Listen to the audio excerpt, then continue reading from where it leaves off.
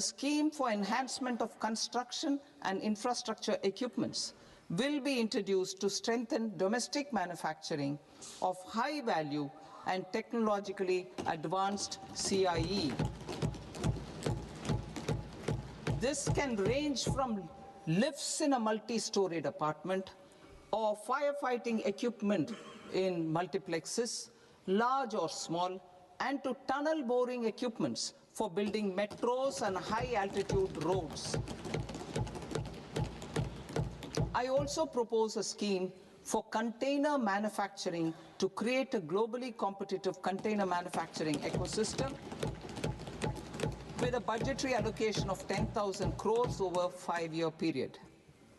For the labor-intensive textile sector, I propose an integrated program with 5 subparts. 1. The National Fiber Scheme for Self-Reliance in Natural Fibers, such as silk, wool, and jute, man-made fibers, and new age fibers. Textile expansion and employment scheme to modernize traditional clusters with capital support for machinery, technology upgradation, and common testing and certification centers. 3. The National Handloom and Handicraft Program to integrate and strengthen existing schemes and ensure targeted support for weavers and artisans. Tex Eco Initiative to promote globally competitive and sustainable textiles and apparels. Samarth 2.0 to modernize the upgrade the textile skilling ecosystem through collaboration with industry and academic institutions. Further, I propose to set up mega textile parks in challenge mode. They can also focus on bringing value addition to technical textiles.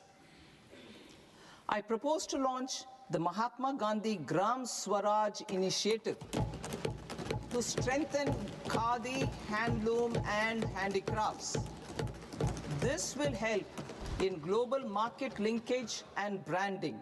It will streamline and support training, skilling, quality of process, and production.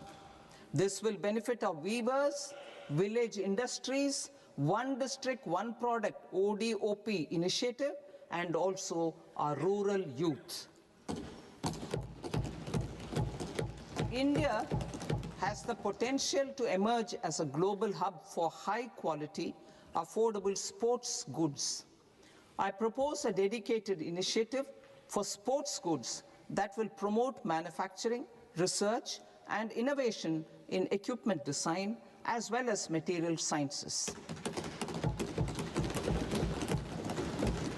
Rejuvenation of legacy industrial clusters. I propose to introduce a scheme to revive 200 legacy industrial clusters to improve their cost competitiveness and efficiency through infrastructure and technology upgradation.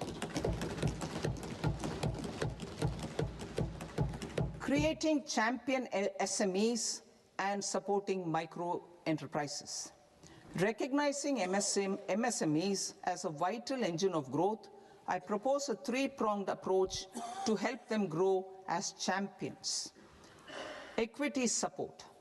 I propose to introduce a dedicated 10,000 crores SME growth fund to create future champions, incentivizing enterprises based on select criteria. I also propose to top up the Self-Reliant India Fund set up in 2021 with 2,000 crores to continue support to micro enterprises and maintain their access to risk capital. Liquidity support. With TREADS, more than 7 lakh crore has been made available to MSMEs. To leverage its full potential, I propose 4 measures. 1. Mandate TREADS as the transaction settlement platform for all purchases from MSMEs by CPSEs. serving as a benchmark for other corporates. 2. Introduce a credit guarantee support mechanism through CGT MSE for invoice discounting on TREDS platform. 3. Link GEM with TREDS for sharing information with financiers about government purchases from MSMEs, encouraging cheaper and quicker financing. 4. Introduce TREDS receivables as asset-backed securities, helping develop a secondary market, enhancing liquidity and settlement of transactions. Professional support. Government will facilitate professional institutions such as the ICAI, ICSI, ICMAI to design short-term modular courses and practical tools to develop a cadre of corporate mitras, especially in Tier 2 and Tier 3 towns. These accredited para-professionals will help MSMEs meet compliance requirements at affordable costs. Infrastructure. During this past decade, our government has undertaken several initiatives for large-scale enhancement of public infrastructure, including through new financing instruments such as Infrastructure Investment Trust (InvITs) and Real Estate Investment Trust (REITs), and institutions like NIIF and NABFID. We shall continue to focus on developing infrastructure in cities with over 5 lakh population, that is Tier 2, Tier 3 cities, which have expanded to become growth centers. Public capital expenditure has increased manifold from 2 lakh crore in 2014-15 to an allocation of 11.2 lakh crore in BE 25-26. In this coming year, that is financial year 2026-27, I propose to increase it to 12.2 lakh crores to continue the momentum. To strengthen the confidence of private developers regarding risks during infrastructure development and construction phase, I propose to set up an infrastructure risk guarantee fund to provide prudentially calibrated partial credit guarantee to lenders. Over the years, REITs have emerged as a successful instrument for asset monetization. I propose to accelerate recycling of significant real estate assets of the CPSEs through the setting up of dedicated REITs. To promote environmentally sustainable movement of cargo, I propose to 1. Establish new dedicated freight corridors connecting Dankuni in the east to Surat in the west. Operationalize 20 new national waterways over the next 5 years,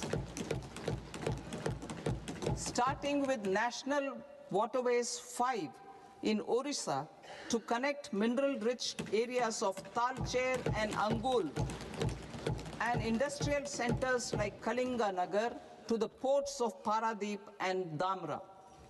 Training institutes will be set up as regional centers of excellence for development of required manpower for these waterways.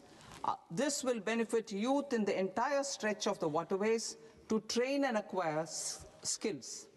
Further, a ship repair ecosystem catering to inland waterways will also be set up at Varanasi and Patna. And C, launch a coastal cargo promotion scheme for incentivizing a modal shift from rail to road to increase the share of inland waterways and coastal shipping from 6% to 12% by 2047. To enhance last mile and remote connectivity and promote tourism, I propose to give incentives to indigenize manufacturing of seaplanes. A seaplane VGF scheme will be also introduced to provide support for operations. Carbon capture, utilization and storage. Aligning with the roadmap launched in December 2025, the carbon capture, utilization and storage technologies at scale will achieve higher readiness and in end-use application across 5 industrial sectors, including power, steel, cement, refineries, and chemicals. An outlay of 20,000 crore is proposed over the next 5 years for this purpose. City economic regions. Cities are India's engines of growth, innovation, and opportunities. We shall now focus on Tier 2, Tier 3 cities, and even temple towns, which need modern infrastructure and basic amenities.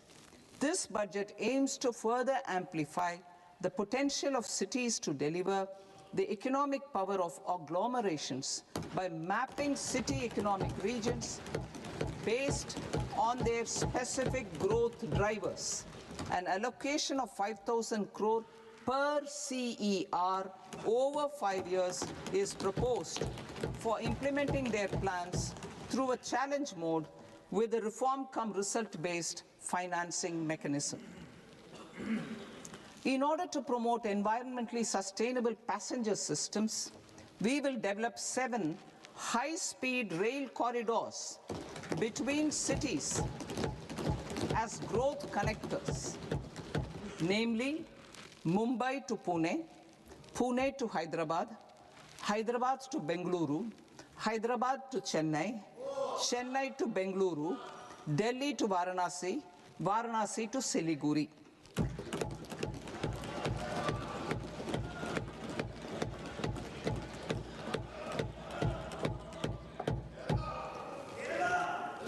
Financial sector.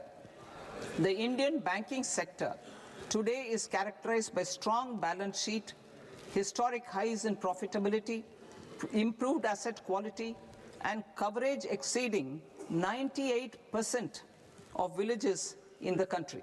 At this juncture, we are well placed to futuristically evaluate the measures needed to continue on the path of reform-led growth of this sector. I propose setting up a high-level committee on banking for Vikasit Bharat. High-level committee on banking for Vikasit Bharat to comprehensively review the sector and align it with India's next phase of growth, while safeguarding financial stability, inclusion, and consumer protection. The vision for NBFCs for Vikasit Bharat has been outlined with clear targets for credit disbursement and technology adoption in order to achieve scale and improve efficiency in the public sector NBFCs. As a first step, it is proposed to restructure the Power Finance Corporation and Rural Electrification Corporation. I propose a comprehensive review of the foreign exchange management non-debt instruments rules to create a more contemporary, user-friendly framework for foreign investments consistent with India's evolving economic priorities. Corporate bond market. I propose to introduce a market-making framework with suitable access to funds and derivatives on corporate bond indices. I also propose to introduce total return swaps on corporate bonds. Municipal bonds. To encourage the issuance of municipal bonds of higher value by larger cities, I propose an incentive of 100 crore rupees for a single bond issuance. 100 crore rupees for a single bond issuance of more than 1,000 crore. The current scheme under Amrit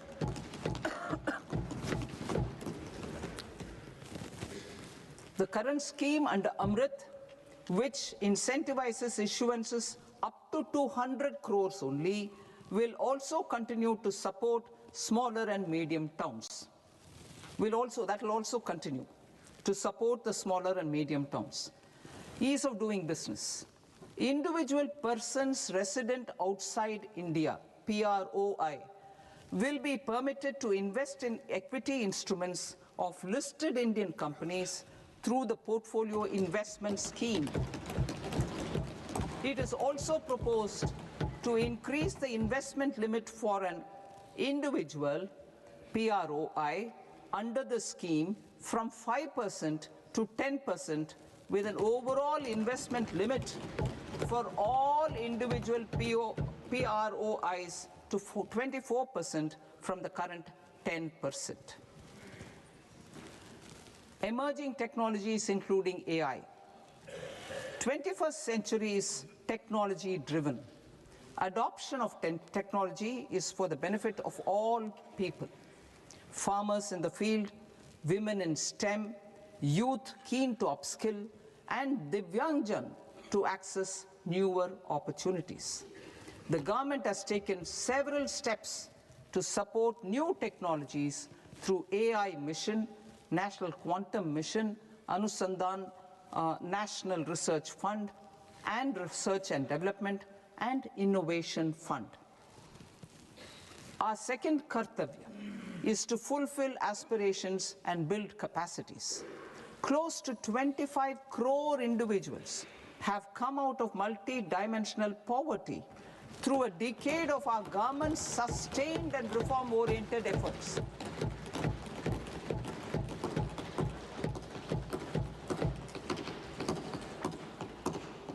Our government has therefore decided to place a renewed emphasis on the service sector to provide a pathway to fulfilling aspirations of a youthful India with the following measures.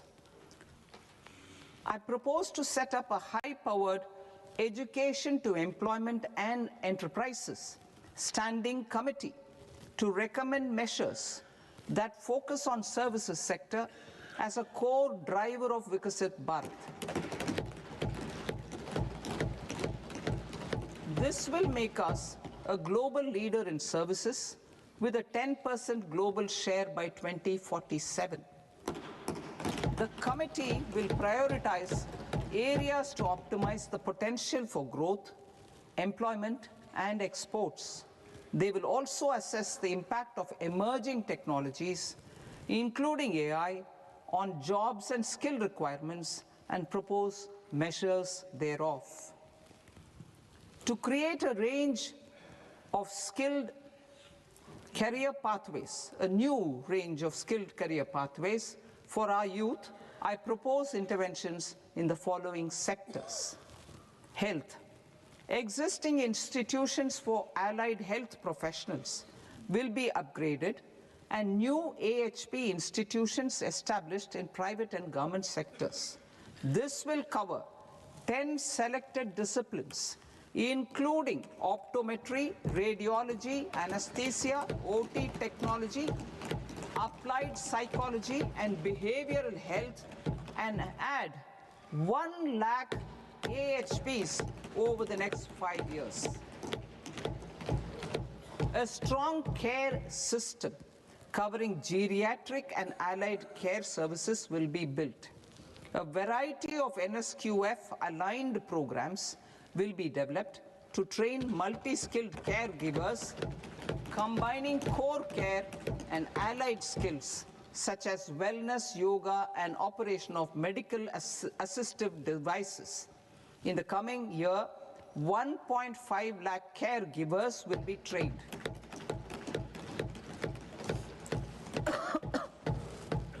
Hubs for medical value tourism. To promote India as a hub for medical tourism services, I propose to launch a scheme to support states in establishing 5 regional medical hubs in partnership with the private sector. These hubs will serve as integrated healthcare complexes that combine medical, educational, and research facilities. They will have Ayush centers, medical value tourism facilitation centers, and infrastructure for diagnostics, post-care, and rehabilitation. These hubs will provide diverse opportunities, job opportunities for health professionals, including doctors and AHPs. Ancient Indian yoga, already respected in several parts of the world, was given a mass global recognition when Honorable Prime Minister took it to the UN. Post-COVID, Ayurveda gained a similar global acceptance and recognition. Exporting quality Ayurveda products helps farmers who grow the herbs and youth who process the products. To meet growing global demand, a few more steps are being taken. I propose to, 1, set up 3 new All India Institutes of Ayurveda. 2, upgrade Ayush pharmacies and drug testing labs for higher standards of certification ecosystem and make available more skilled personnel. 3, upgrade the WHO Global Traditional Medicine Center in Jamnagar to bolster evidence-based research, training, and awareness for traditional medicine. Animal husbandry. Livestock contributes to close to 16% of farm income, including of poor and marginal households. To scale up availability of veterinary professionals by more than 20,000, I propose to roll out a loan-linked capital subsidy support scheme for establishment of veterinary and para-veterinary colleges, veterinary hospitals, diagnostic laboratories, and breeding facilities in private sector. Collaboration between Indian and foreign institutions will also be facilitated. Orange economy. India's animation, visual effects, gaming and comics sector, AVGC sector, is a growing industry projected to require 2 million professionals by 2030. I propose to support the Indian Institute of Creative Technologies, Mumbai, in setting up AVGC content creator labs in 15,000 secondary schools all over the country and 500 colleges. The Indian design industry is expanding rapidly, and yet there is a shortage of Indian designers. I propose to establish, through Challenge Route, a new National Institute of Design to boost design education and development in the eastern region of India. Education. Our government will support states through Challenge Route in creating 5 university townships in the vicinity of major industrial and logistics corridors. These planned academic zones will host multiple universities, colleges, and research institutions, skill centers, and residential complexes. In higher education, STEM institutions, prolonged hours of study and laboratory work pose some challenges for girl students. Through VGF, Viability Gap Funding and capital support, 1 girls' hostel will be established in every district.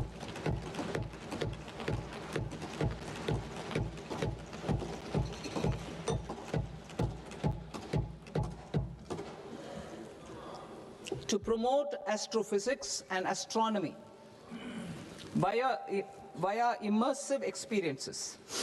4 telescope infrastructure facilities will be set up or upgraded. The National Large Solar Telescope, the National Large Optical Infrared Telescope, the Himalayan Chandra Telescope, and the Cosmos 2 Planetarium. Tourism. The tourism sector has the potential to play a large role in the employment generation, forex earnings, and expanding the local economy. I propose to set up a National Institute of Hospitality by upgrading the existing National Council for Hotel Management and Catering Technology. It will function as a bridge between academia, industry, and government.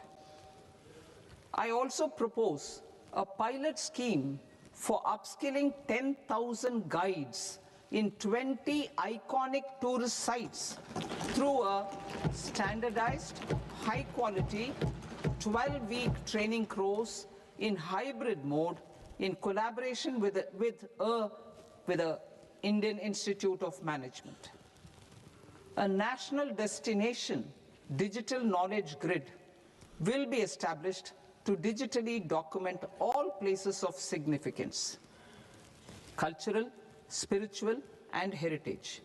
This initiative will create a new ecosystem of jobs for local researchers, historians, content creators, and technology partners.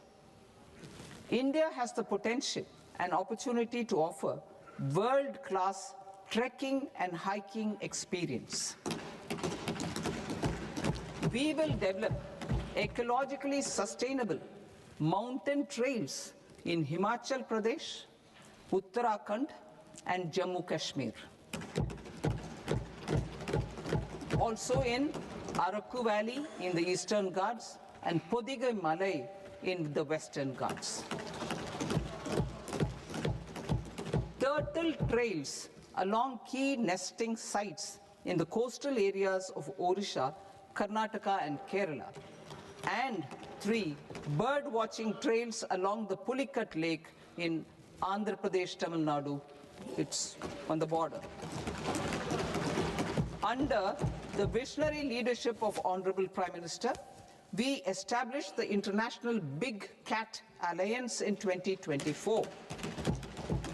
This year, India is hosting the first ever Global Big Cat Summit, where heads of governments and ministers from 95 range countries will deliberate on collective strategies for conservation.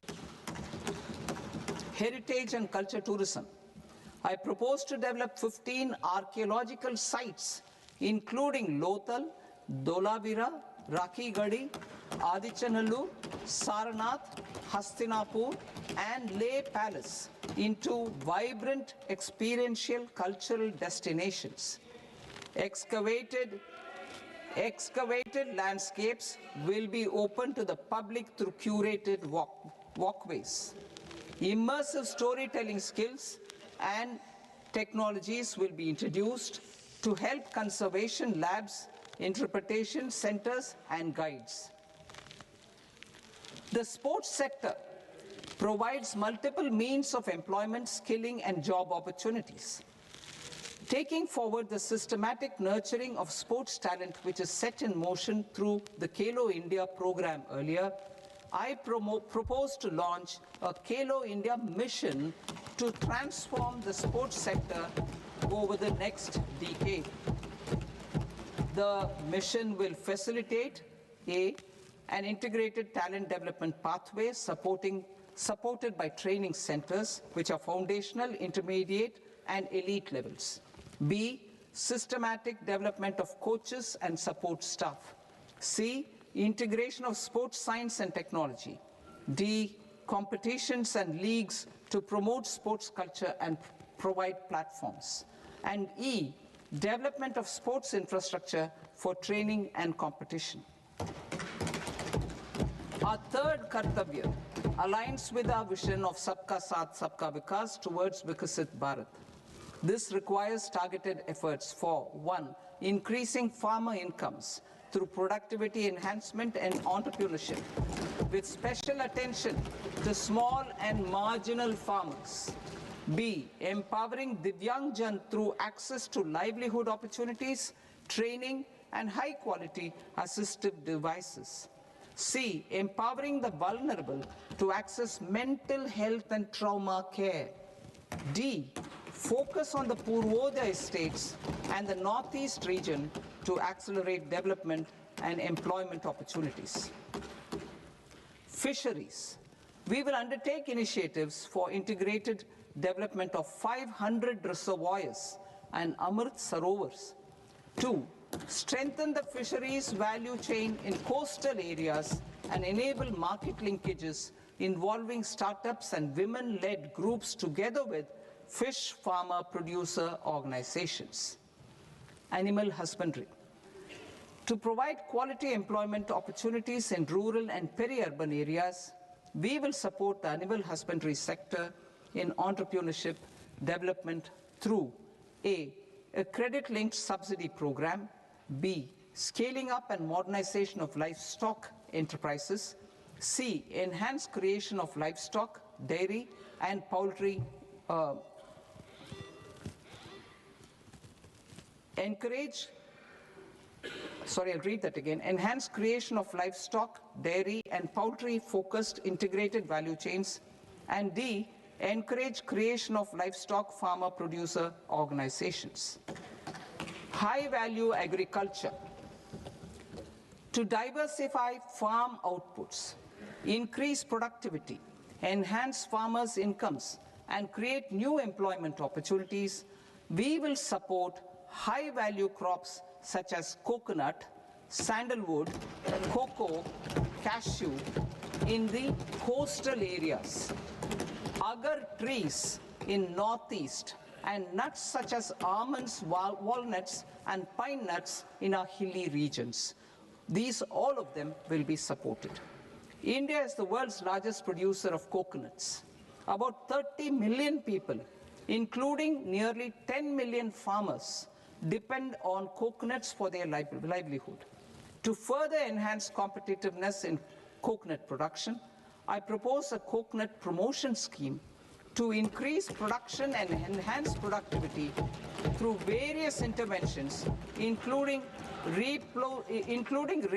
replacing and non-productive trees with new saplings or plants or varieties in major coconut growing states. A dedicated program is proposed for Indian cashew and cocoa to make India self-reliant in raw cashew and coconut production and processing, enhance export competitiveness, and transform Indian cashew and Indian cocoa into premium global brands by 2030. Sandalwood. Sandalwood is closely linked to India's social and cultural heritage. Our government will partner with state governments to promote focused cultivation and post-harvest processing to restore the glory of the Indian sandalwood ecosystem, to rejuvenate old, low-yielding orchards, and expand high-density cultivation of walnuts, almonds, and pine nuts. We will support a dedicated program to enhance farmer incomes and in bringing value addition by engaging youth. Bharat Vistar, that is virtually integrated system to access agricultural resources. I propose to launch Bharat Vistar, a multilingual AI tool that shall integrate the AgriStack portals and the ICAR package on agricultural practices with AI systems. This will enhance farm productivity, enable better decisions for farmers, and reduce risk by providing customized advisory support. She-Marts for rural women-led enterprises. Building on the success of Lakpati Didi program, I propose to help women take the next step from credit-linked livelihoods to being owners of enterprises. Self-help entrepreneur, She-Marts will be set up as community-owned retail outlets within the cluster-level federations through enhanced and innovative financing instruments. Empowering Divyangjan. Divyangjan Kaushal Yojana. Information technology, AVGC sectors hospitality and food and beverages sectors often offer task-oriented and process-driven roles which are suitable for Divyangjan. We will ensure dignified livelihood opportunities through industry-relevant and customized training specific to each Divyangjan group. Divyang Sahara Yojana, timely access to high-quality assistive devices for all eligible Divyangjan is a fundamental need. I propose to 1. Support the Artificial Limbs Manufacturing Corporation of India, ALIMCO, to set up and to scale up production of assistive devices, invest in R&D and AI integration, strengthen PM Divyasha Kendras, and support setting up of assistive technology marts as modern retail style centers where Divyangjan and senior citizens can see, try and purchase assistive products. Reaffirming our commitment to mental health and trauma care. There are no national institutes for mental health care in North India. We will therefore set up a NIMHANS 2 and also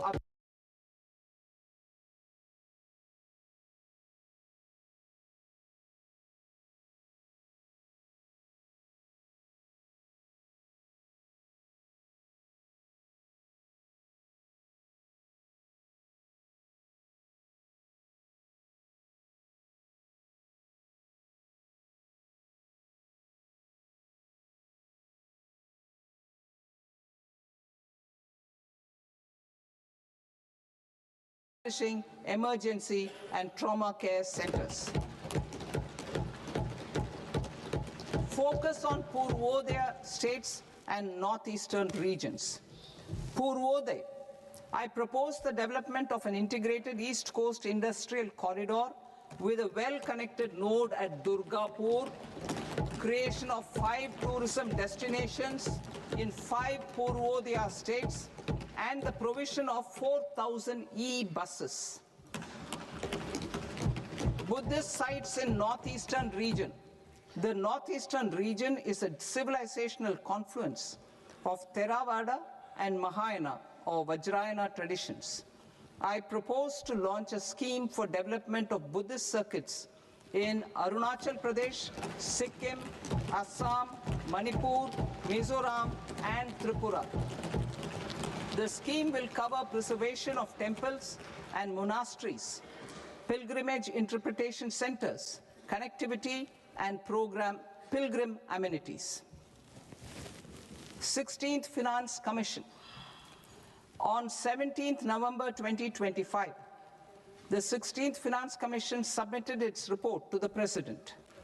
As mandated under Article 281 of the Constitution, the government is to lay the report along with the explanatory memorandum on the action taken report on the recommendations of the Commission in Parliament, which, Sir, Honourable Speaker, you've allowed me to do at the commencement of this session. The government has accepted the recommendation of the Commission to retain the vertical share of devolution at 41%. As recommended by the Commission, I have provided 1.4 lakh crores of rupees to the states for the year 2026-2027 as Finance Commission grants. These include rural and urban local body and disaster management grants. Fiscal consolidation. Government has been delivering on our fiscal commitments consistently without compromising on social needs. To strive towards accepted standards of fiscal management in Budget 25-26, I had indicated that the central government would target reaching a debt to GDP ratio of 50 plus or minus 1% by 2030-31. In line with this, the debt to GDP ratio is estimated to be 55.6% of GDP in BE 26-27. compared to 56.1% of GDP in RE 25-26. A declining debt to GDP ratio will gradually free up resources for priority sector lending and expenditure by reducing the outgo on interest payments. One of the main operational instruments for debt targeting is the fiscal deficit. I am happy to inform this august House that I fulfilled my commitment made in 2021-2022 to reduce fiscal deficit below 4.5% of GDP by 25-26.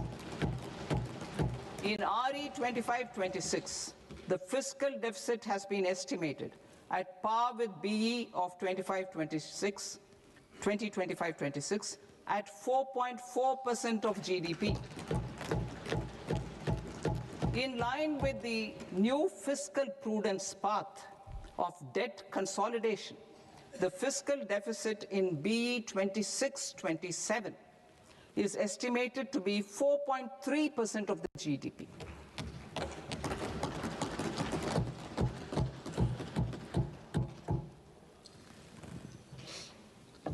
The revised estimates of the non-debt receipts are 34 lakh crore rupees, of which the centre's net tax receipts are 26.7 lakh crore.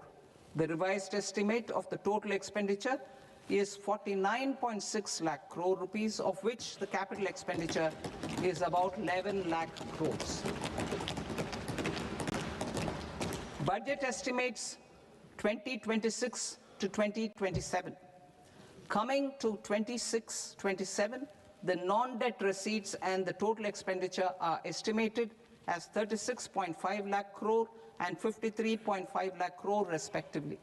The centre's net tax receipts are estimated at 28.7 lakh crore rupees. To finance the fiscal deficit, the net market borrowings from dated securities are estimated at 11.7 lakh crore rupees. The balance financing is expected to come from small savings and other sources. The gross market borrowings are estimated at 17.2 lakh crore rupees. I'll now move to Part B. Part B, direct taxes.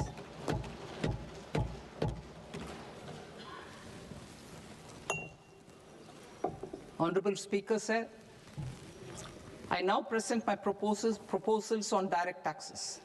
New Income Tax Act. In July 2024, I announced a comprehensive review of the Income Tax Act 1961. This was completed in a record time, and the Income Tax Act 2025 will come into effect from 1st April 2026. The simplified income tax rules and forms will be notified shortly, giving adequate time to taxpayers to acquaint themselves with its requirements. The forms have been redesigned such that ordinary citizens can comply without difficulty. Ease of living. I propose that any interest awarded by the Motor Accident Claims Tribunal to a natural person will be exempt from income tax, and any TDS on this account will be done away with. I propose to reduce TCS rate on the sale of overseas tour program package from the current 5% and 20% to 2% without any stipulation of amount. I propose to reduce TCS rate for pursuing education and for medical purposes under the Liberalized Remittance Scheme, popularly known as LRS, from 5% to 2%. Supply of manpower services is proposed to be specifically brought within the ambit of payment to contractors for the purpose of TDS to avoid ambiguity. Thus, TDS on these services will be at the rate of either 1% or 2% only. I propose a scheme for small taxpayers, wherein a rule-based automated process will enable obtaining a lower or nil deduction certificate instead of filing an application with the assessing officer. For the ease of taxpayer holding securities in multiple companies, I propose to enable depositories to accept Form 15G or Form 15H from the investor and provide it directly to various relevant companies. I propose to extend time available for revising returns from 31st December to up to 31st March with the payment of a nominal fee. I also propose to stagger the timeline for filing of tax returns. Individuals with ITR 1 and ITR 2 returns will continue to file till 31st July, and non-audit business cases or trusts are proposed to be allowed time till 31st August. TDS on sale of immovable property by a non-resident is proposed to be deducted and deposited through resident buyers and his or her PAN-based challan instead of requiring a TAN, which is a temporary accounting number. To address practical issues of small taxpayers like students, young professionals, tech employees, relocated NRIs, and such others, I propose to introduce a one-time 6-month foreign asset disclosure scheme for these taxpayers to disclose income or assets below a certain size. This scheme would be applicable for two categories of taxpayers, namely A, who did not disclose their overseas income or assets, and B, who disclosed their overseas income and or paid due tax but could not declare the asset acquired. For category A, the limit of undisclosed income or asset is proposed to be up to 1 crore rupees. They need to pay 30% of fair market value of asset or 30% of undisclosed income as tax and 30% as additional income tax in lieu of penalty, and would thereby get immunity from prosecution. For category B, asset value is proposed to be up to 5 crore rupees. Here, immunity from both penalty and prosecution will be available with a payment of fee of 1 lakh rupees. Rationalizing penalty and prosecution. Multiplicity of proceedings are hindrance to the ease of doing business. I propose to integrate assessment and penalty proceedings by way of a common order for both. There will be no interest liability on the taxpayer on the penalty amount for the period of appeal before the first appellate authority, irrespective of the outcome of appeal process. Further, quantum of prepayment is being reduced from 20% to 10% and will continue to be calculated only on core tax demand. As an additional measure for reducing litigation, I propose to allow taxpayers to update their returns even after reassessment proceedings have been initiated, and an additional 10% tax rate over and above the rate applicable for the relevant year. The assessing officer will then use only this updated return in his proceedings. There is already a framework for immunity from penalty and prosecution in the cases of underreporting. I propose to apply this framework for immunity to misreporting too. However, in such a case, the taxpayer will need to pay 100% of the tax amount as an additional income tax over and above the tax and interest due. Penalties for certain technical defaults, such as failure to get accounts audited, non-furnishing of transfer pricing audit report, and default in furnishing statement for financial transactions, are proposed to be converted into fee.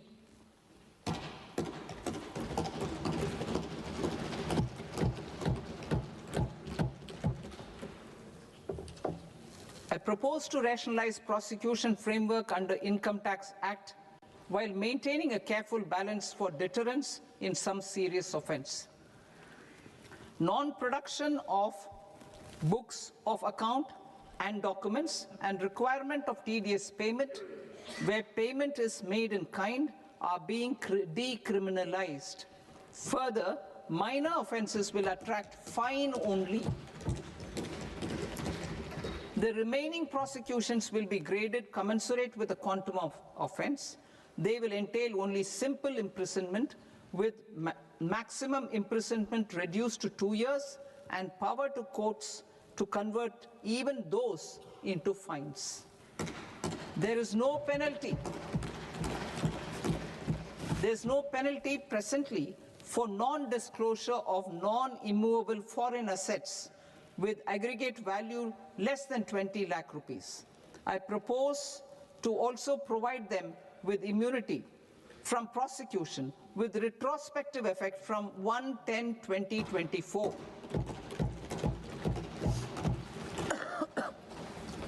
Cooperatives. Deduction is already allowed to a primary cooperative society engaged in supplying milk, oilseeds, fruits or vegetables raised or grown by its members. I propose to extend this deduction to also include supply of cattle feed and cotton seed produced by its members. I propose to allow inter-cooperative society dividend income as deduction under the new tax regime to the extent it is further distributed to its members.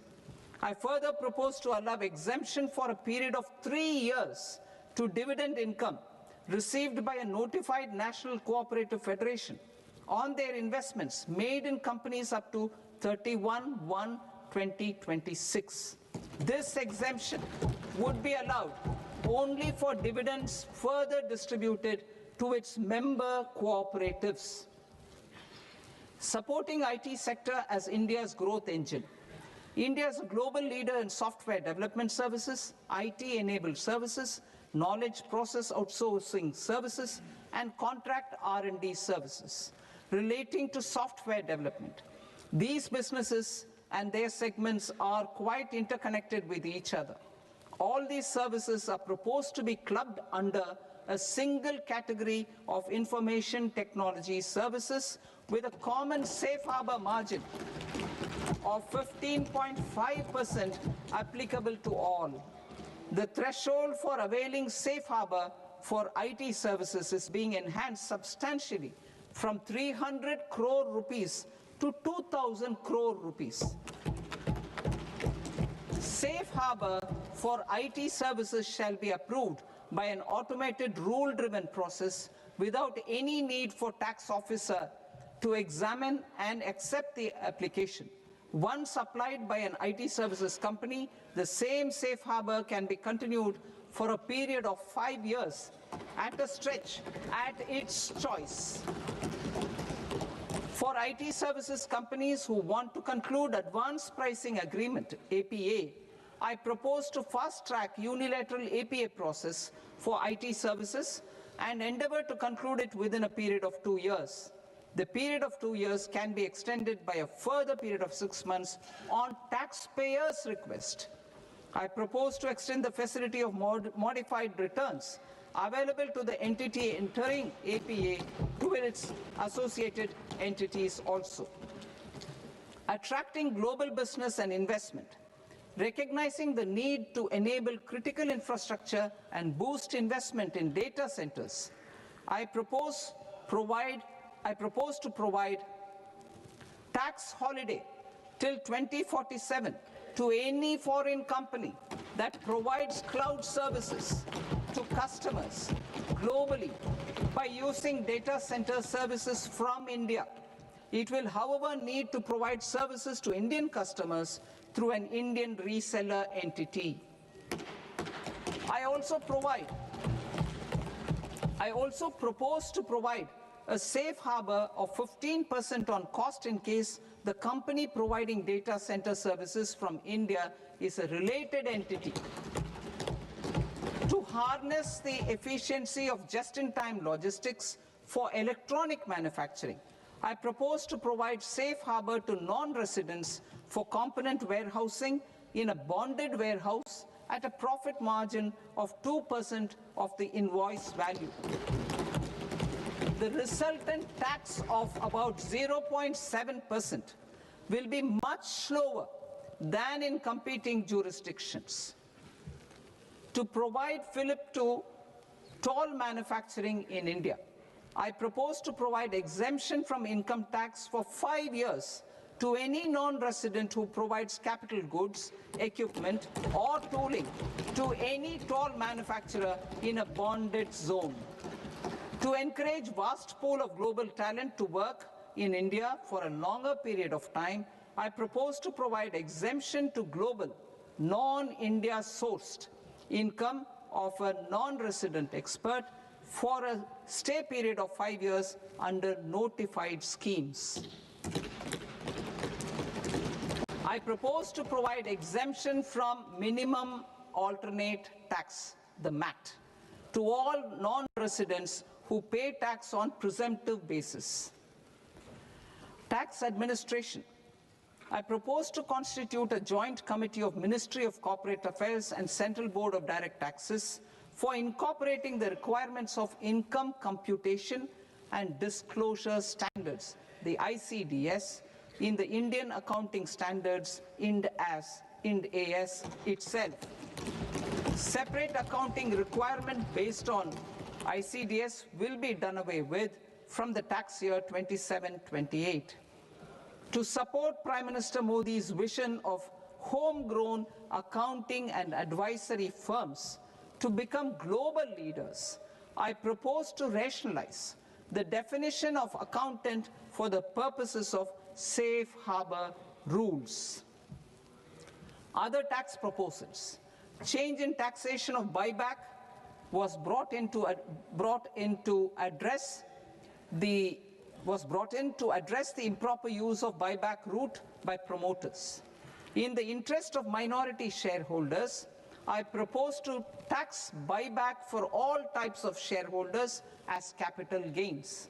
However, to disincentivize misuse of tax arbitrage, promoters will pay an additional buyback tax. This will make effective tax 22% for corporate promoters. For non-corporate promoters, the effective tax will be 30%.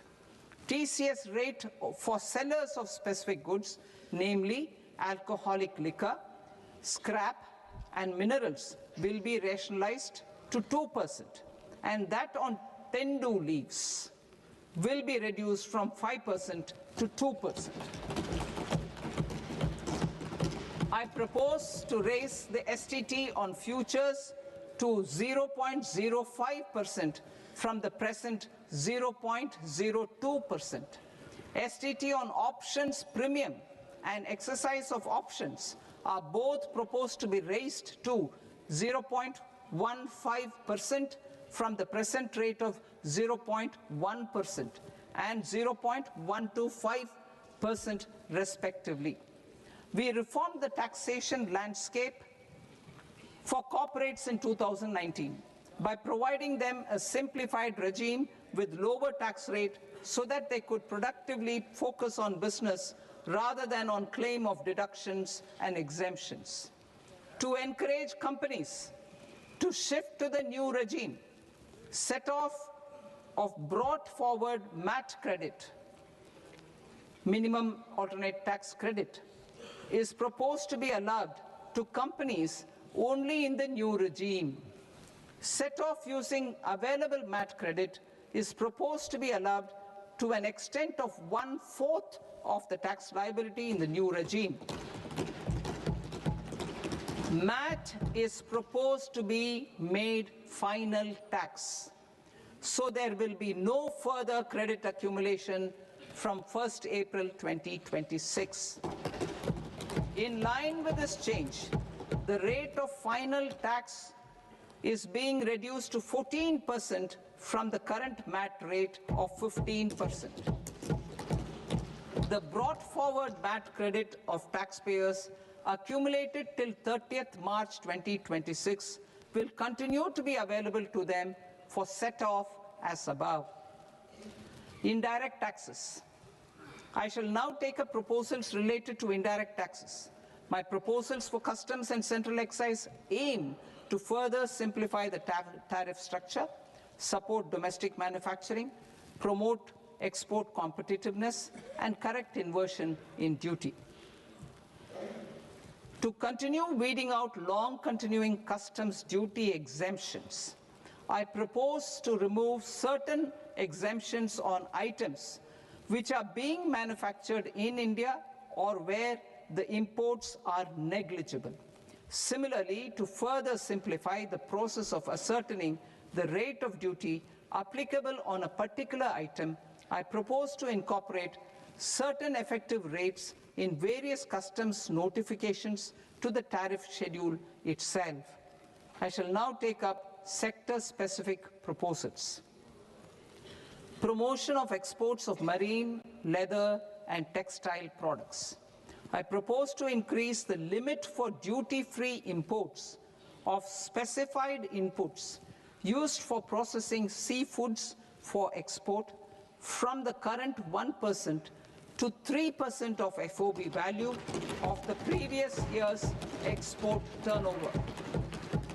I also propose to allow duty-free imports of specified inputs, which is currently available for exports of leather or synthetic footwear, to exports of shoe uppers as well. I propose to extend the time period for export of final product from the existing 6 months to 1 year for exporters of leather or textile garments, leather or synthetic footwear, and other leather products. Energy transition and security. I propose to extend the basic customs duty exemption given to capital goods used for manufacturing lithium-ion cells for batteries to those used for manufacturing lithium-ion cells for battery energy storage systems also. I propose to exempt basic customs duty on import of sodium antimonate for use in manufacture of solar glass. Nuclear power. I propose to extend the existing basic customs duty exemption on imports of goods required for nuclear power projects till the year 2035 and expand it for all nuclear plants irrespective of their capacity. Critical minerals. It is proposed to provide basic customs duty exemption to the import of capital goods required for the processing of critical minerals in India. Biogas blended CNG. I propose to exclude the entire value of biogas while calculating the central excise duty payable on biogas blended CNG. Civil and defense aviation. I propose to exempt basic customs duty on components and parts required for the manufacture of civilian training and other aircrafts. It is proposed to exempt basic customs duty on raw materials imported for the manufacture of parts of aircraft to be used in maintenance, repair, or overall requirements by units in the defense sector. Electronics. To deepen value addition in the consumer electronics sector, I propose to exempt basic customs duty on specified parts used in the manufacture of microwave ovens. Special economic zone. To address the concerns arising about utilization of capacity by manufacturing units in the special economic zones due to global trade disruptions, I propose as a special one-time measure to facilitate sales by eligible manufacturing units in SEZs to the domestic tariff area at concessional rates of duty. The quantity of such sales will be limited to a prescribed proportion of their exports. Necessary regulatory changes will be undertaken to operationalize the measures while ensuring level playing field for the units working in the DTA. Ease of living. To rationalize the customs duty structure for goods imported for personal use, I propose to reduce the tariff rate on all dutiable goods imported for personal use from 20% to 10%. To provide relief to patients, particularly those suffering from cancer, I propose to exempt basic customs duty on 17 drugs or medicines. I propose also to add 7 more rare diseases for the purposes of exempting import duties on personal imports of drugs, medicines, and food for special medical purposes used in their treatment. Customs process. India's role and share in the global trade is poised for a major leap in line with our ambition and journey towards Viksit Bharat. In this regard, I propose many measures for custom processes to have minimal intervention for smoother and faster movement of goods and greater certainty to the trade. Trust-based systems. I propose to enhance duty deferral period for Tier 2 and Tier 3 authorized economic operators, known as AEOs, from 15 days to 30 days. I propose to provide eligible manufacturer importers the same duty deferral facility. This should encourage them to get themselves accredited as a full-fledged Tier 3 AEO in due course. To provide greater certainty and for better business planning, I propose to extend validity period of advance ruling binding on customs from the present 3 years to 5 years. In the spirit of the whole of government approach,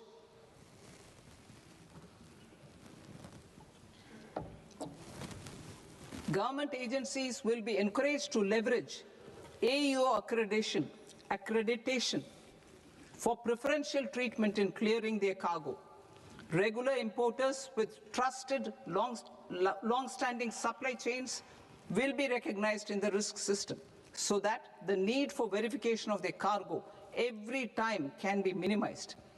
Export cargo using electronic sealing will be provided through clearance from the factory premises to the ship.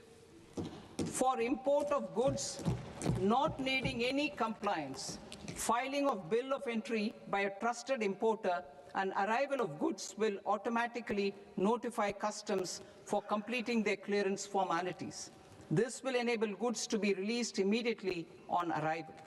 The customs warehouse framework will be transformed into a warehouse operator-centric system with a self-declarations, electronic tracking, and risk-based audit.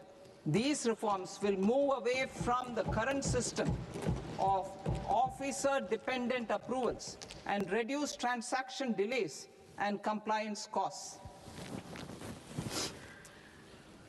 Ease of doing business. Approvals required for cargo clearance from various government agencies will be seamlessly processed through a single and interconnected digital window by the end of the financial year.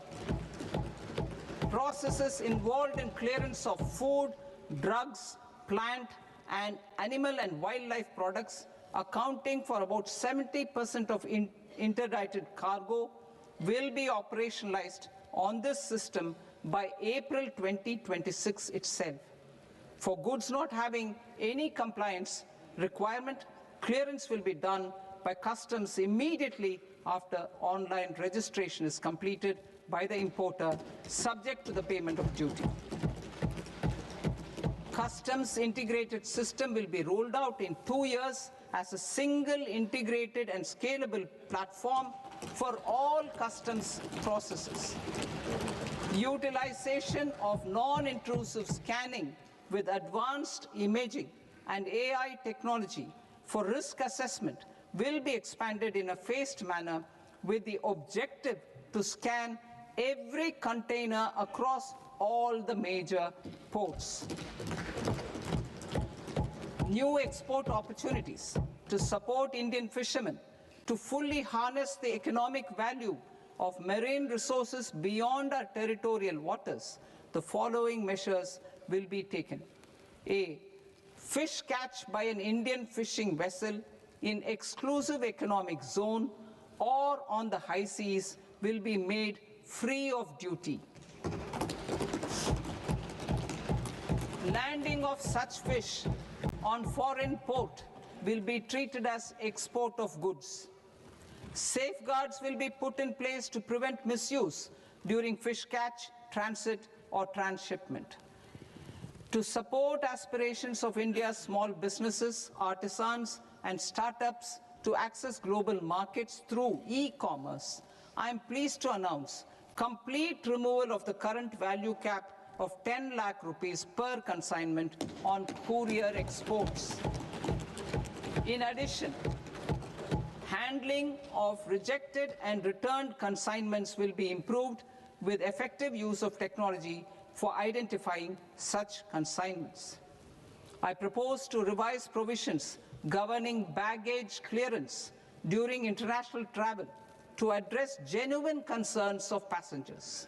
The revised rules will enhance duty-free allowances in line with the present-day travel realities and provide clarity in temporary carriage of goods brought in or taken out.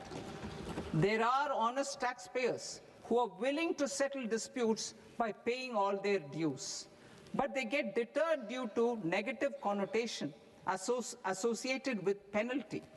They will now be able to close cases by paying an additional amount in lieu of penalty. Honorable Speaker, sir, with this, I commend the budget to this august House. Jai Hind.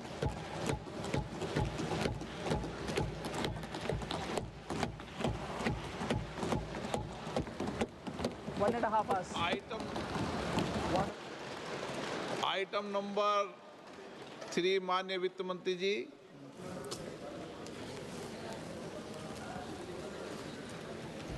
Item number 2, sir. 3. Sir, with your permission, I rise to lay on the table of the following statements under Section 3, 1 of the Fiscal Responsibility and Budget Management Act of 2003.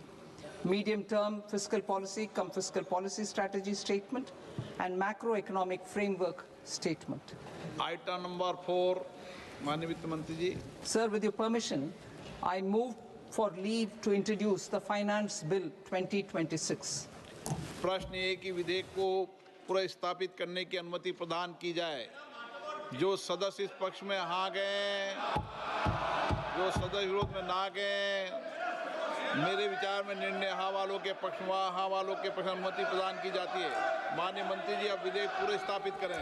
Sir, I introduce the bill. माननीय सदस्यगण, आपको सूचित किया जाता है कि माननीय वित्त मंत्री जी के बजट भाषण की कॉपी पब्लिकेशन काउंटर पर ली जाती है. बजट भाषण और बजट से संबंधित दस्तावेज आपके मोबाइल फोन और मेंबर पोर्टल्स पर ही उपलब्ध है. सभा की कार्रवाई कल सोमवार दिनांक 2 फरवरी 2026 को प्राप्त 11 बजे तक के लिए स्थगित की जाती है.